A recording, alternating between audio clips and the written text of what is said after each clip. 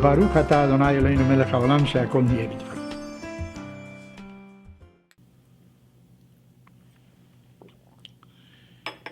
We are living at a stage in human history where everything is being questioned. And of course, questioning is very healthy. As a matter of fact, it is the mother of progress. When you question things that are there, reasons that you adopted in the past for consequences, for effects, and you try to once again examine many things, that is healthy, probably. But I want to put our questioning into a different context. We are questioning nowadays, for instance, the sexuality of man. What is his sex? Is his sex the same at birth as later on? Can it be changed? Where is this all coming from? Maybe we can reduce it to the following. There are two basic ways of conceiving the essence of man, his role, what his purpose is, if there is such a thing. The Greeks thought, for instance, that man is the measure of everything. What does that mean? If it's good for you, it's good. If it isn't good for you, it is not good. Good is not an absolute measure outside of you. What brings you pleasure, that is good. What causes you pain, that's no good.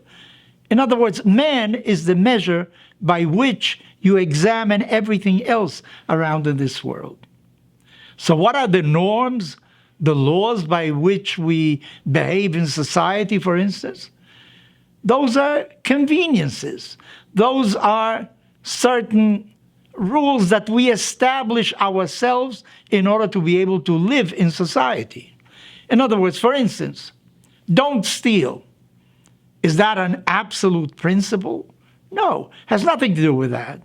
It is important to observe not to steal, because if I live in society, if there is theft, I won't have my own things. If I steal somebody else's thing, he will steal mine also. So we establish certain norms in order to be able to live together, to develop ourselves. What is good for ourselves, that is what we do. Don't kill. Why? Because if I kill and somebody else kills me, my existence is finished. So in order for man to be able to live in this world, we have to establish certain norms.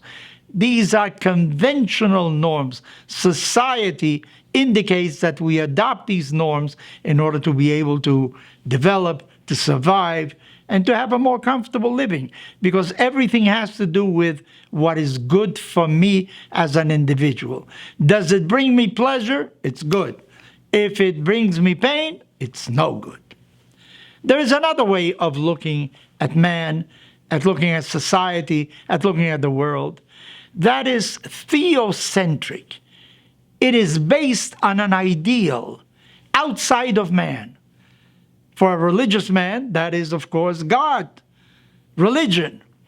In other words, that all these rules, don't steal, don't kill, are not because they bring pleasure, they safeguard my life, make me able, give me the ability of living in society. No, those are eternal norms. Those are absolute truths by which I have to live. So what is my purpose in this world? My purpose in this world really is, as having been created by God, to continue with this creation, to make the creation better, to give something of myself for a better future for the entire cosmos, if you want, for future generations. In other words, it's not a question of pleasuring myself. It's a question of what do I contribute in order for the betterment of society. So therefore, certain rules like sexuality, those are absolute norms. There is male, there is female. In the Bible, for instance, you don't look with good eyes towards homosexuality. Homosexuality is not the norm. The norm is male or female. And you cannot change what nature has really established for yourself. I'm not trying to be judgmental. I'm just trying to explain what I think are two different visions of what the world is. By the way, many a time we look through a telescope and we're looking for extraterrestrial life. We would like to know that we are not alone in this universe, that there are other intelligent beings that somehow live in this universe as well.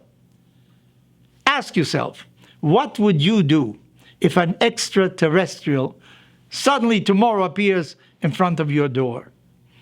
Maybe you would ask him, are you thirsty? Are you hungry? Are you cold? Can I help you? Can I do something for you?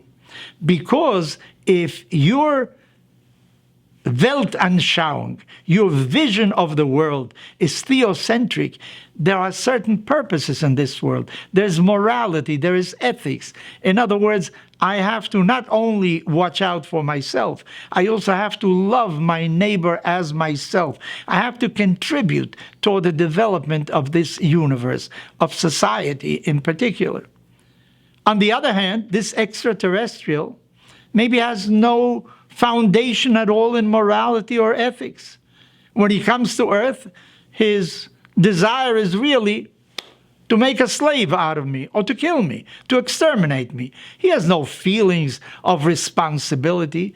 This is what Stephen Hawking, a very famous physicist that passed away a few years ago, he said, don't pray so much for extraterrestrials to come to Earth. To the contrary, be afraid of them. Who knows what kind of creatures they are? They could be coming in order to dominate you or to kill you, to exterminate you. So as I say, I'm not trying to be judgmental. I just tell you that there are different ways of looking at the universe, different ways at looking at society. Because basically, you can consider that there is no morality in nature. There is no such thing as good or bad if you think that man is the center of everything in this world. But when you believe that there is a telos, there is a certain purpose for creation, that you are part of why this world was created, and your function in this world is to make this world a better world, then morality and ethics are introduced once again into your life.